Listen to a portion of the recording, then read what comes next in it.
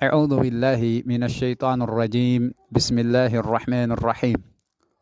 إن الحمد لله نحمده ونستعينه ونستغفره ونعوذ بالله من شرور أنفسنا وسيئات أعمالنا.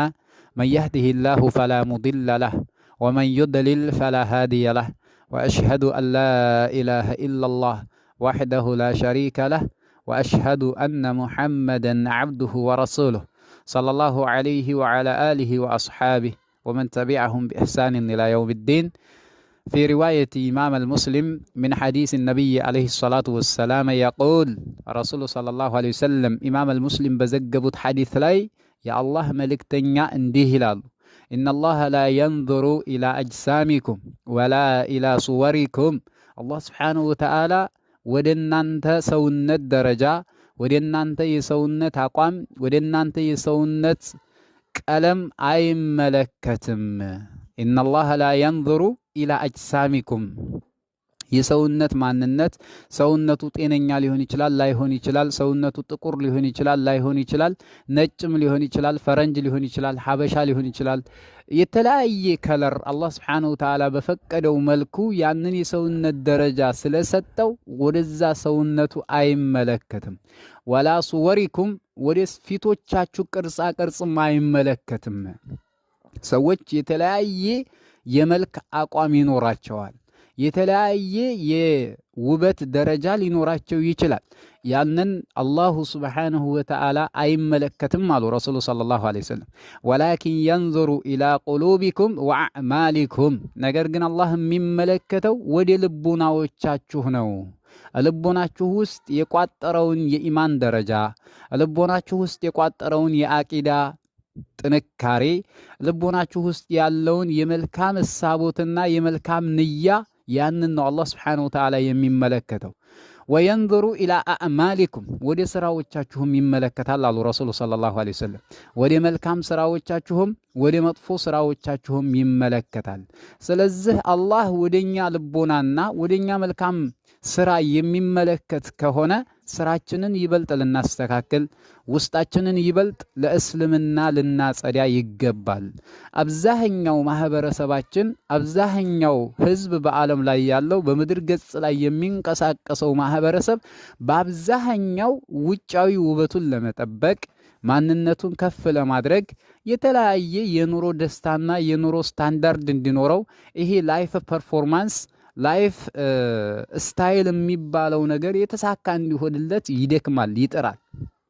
ነገር ግን ያችን 2 ሜትር ወደ ቁመን ወደ ጎን ደግሞ 1 ሜትር ከምናምን ያለችውን የቀብር ጥበት አያስተውልም፣ አይመለከትም። የአኼራን ጉዳይ የሚዘነጋ፣ የአኼራን ዕጣ ፈንታ የሚረሳ፣ የቀብርን ጥያቄ የረሳ፣ የየውመል ቂያማን 500 ዓመት አላህ ፊት ቁሞ ሂሳብ መደረግን፣ አላህ ፊት ቁሞ ስለ 4 ነገሮች ሳይጠየቅ እግሩ የማትንቀሳቀስ መሆኑን የሚረሳ ከሆነ ይሄ የእስልምና ጥፍጥናንም የኢማን ካባንም የተቅዋ ልብስንም የለበሰ ነው ብለን መግለጽ አንችልም።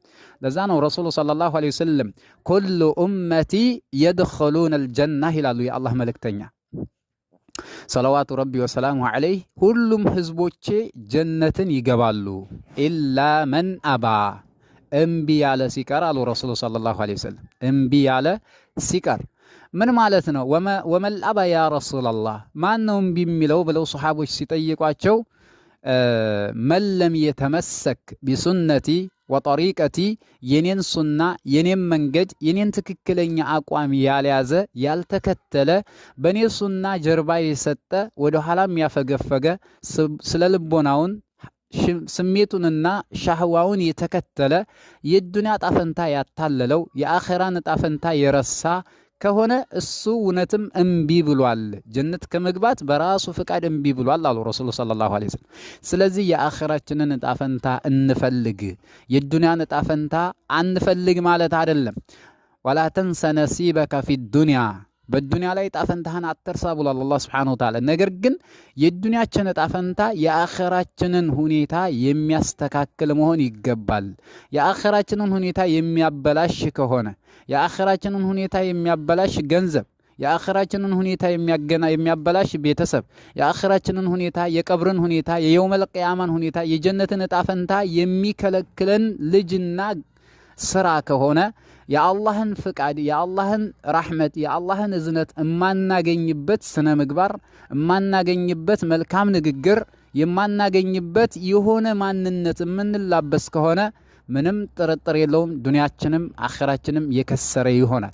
ስለዚህ ከእንደዚህ አይነቱ ጣፈንታ ራሳችንን ነፃ ለማውጣት የቁርአንን ጥፍጥና መሸከም ያስፈልጋል። የቁርአንን ጥፍጥና መቅመስ ያስፈልጋልና በዛ ደረጃ ራሳችንን ማየት አለብን እያልኩኝ እዚህ ላይ አቆማለሁ። ወሰላሙ አለይኩም ወራህመቱላሂ ወበረካቱ።